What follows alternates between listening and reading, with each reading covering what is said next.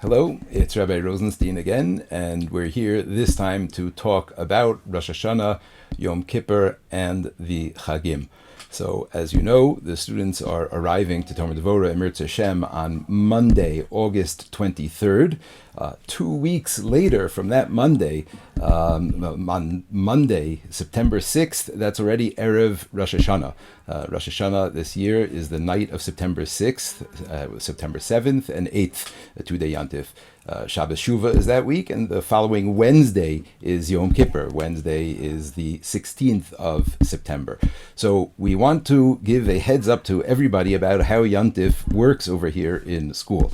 So let me go through a few options. First of all, if anybody has friends or family that you know in Israel that you would like to spend Yantif with, so you should certainly make plans to spend that Yantif time with those families. We have a form that's going to be sent out together with this, and we're going to ask you to please indicate which family and friends you're going to be spending Yantif with, at which Yom Tovim, etc. All of that information is there for you on the forms, and that's going to be for Rosh Hashanah and Yom Kippur and Sukkot. Sukkot Chol HaMoed, everybody has to sleep in. However, for Sukkot Yantif, if you have plans and you know where you're going to be, so we would like to have that information so we know what your plans are.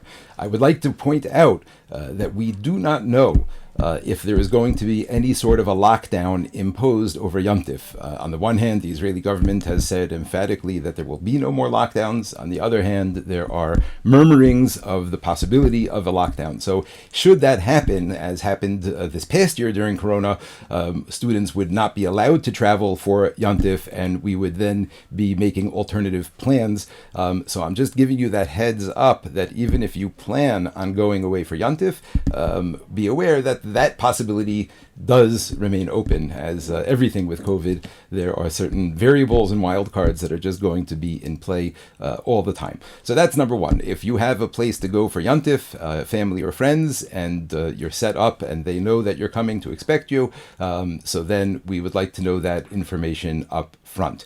Now, if you don't have any family or friends, and you know for sure that you are going to need the seminary to help you to get set up for Yantif, so that works as follows. You can indicate that as well on the form, that you know for sure that you don't have anybody that you have to spend Yantif with.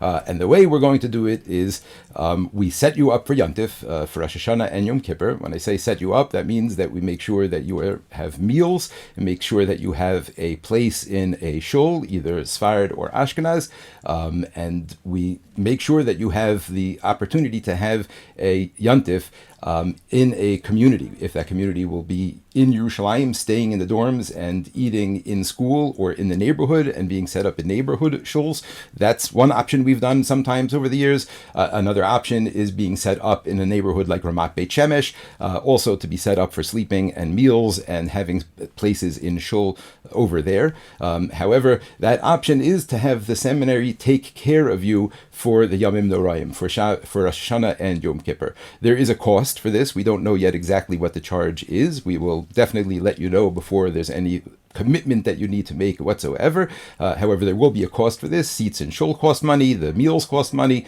This is not part of the regular placement and meal plan that Talmud Devorah has. So the Rosh Hashanah and Yom Kippur placement, there will be a charge for that. This is something that we've done, every year for the past 10 years or so, in terms of having a place set up for the students. That's the plan for Rosh Hashanah and Yom Kippur in terms of the option of being set up. This year, we're going to extend that option to Sukkot as well. We're going to give students the option to opt to stay in for Sukkot. When I say in, again, I mean to have the seminary set them up. Whether we'll do that in the seminary or out will determine based on the number of students at the time. However, we're having the students have the option to stay in and have the seminary take care of them for Sukkot. So you'll see this on the form. You have the option to sign up or not, or to indicate your interest or not in any of the days, Rosh Hashanah and or Yom Kippur and or Sukkot. And likewise, if you don't know yet, if you're unsure and you may or may not need to be set up, and you're going to need to take some more time, so we'd like to know that as well. There's a place for you to fill that in on the form. So I just want to clarify, the idea here is for us to be able to make sure that every student is going to have a good Yontif experience. The dorms are never closed. Anytime somebody wants to stay in the dormitory, they are allowed to do that. And in the first few years of Talmud Devorah, before we set up any sort of a system, so it was unfortunate that there were some students that would stay in for Yontif and sort of arrange some meals for themselves, but then we realized that they didn't really have a Rosh Hashanah or Yom Kippur so much. They didn't have seats in shul, they weren't set up officially. So a number of years ago already, we set up this program that offers the girls the opportunity, again, totally optional, people who have set up elsewhere and they know where they're davening and want to have that set up on their own or with family, that's great. However, those girls who would like the seminary to set them up, again, with a shul and with meals, if it'll happen in the seminary or out of the seminary, there are staff members that are involved and come and speak at some of the meals, etc. So there's a real structure that's set up for the Chagim. However, we need to know about this in advance so we can plan accordingly. Finally, what I want to just point out on this video, it's an opportune time to mention something. This is something that was in the student handbook that you got already months ago, and we'll go over it again this year when you get to seminary. But it's important to note that in Talmud Devorah, there is a no sleeping out policy, with the exception of Shabbos and Yontif. Shabbos and Yontif, you sign out and you tell us where you're spending that time and where you're sleeping. However, any other night during the year, and that includes vacation, that includes Chol HaMoed, that includes any other night of the year, every student must sleep in the dormitory. There is no such thing as sleeping out.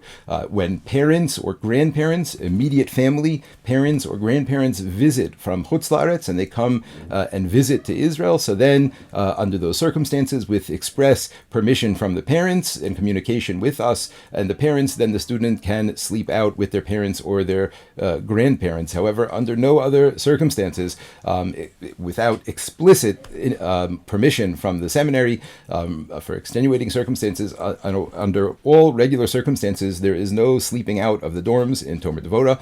However, I just want to make it very clear that everybody knows this is going to be in effect throughout the year. However, because Sukkot happens so close to the beginning of the year, just to be aware, there is no sleeping out over Chol HaMoed Sukkot. The Yom Tovim you could sleep out, but Motzei Yantif, both on Chol HaMoed and Motzei Yantif Achron, the expectation and requirement is that all students are back in the dorms in time for curfew and sleeping in the dormitory. Okay, as always, if there's any questions about anything having to do with the Chagim, having to do with any of the COVID tests that we discussed or anything else, please do feel free to be in touch, and wishing you a meaningful and easy and healthy Tisha B'Av, and we should see each other, Mirz Hashem, B'Yerushalayim HaBenuya, B'mhera V'yameinu, Amen.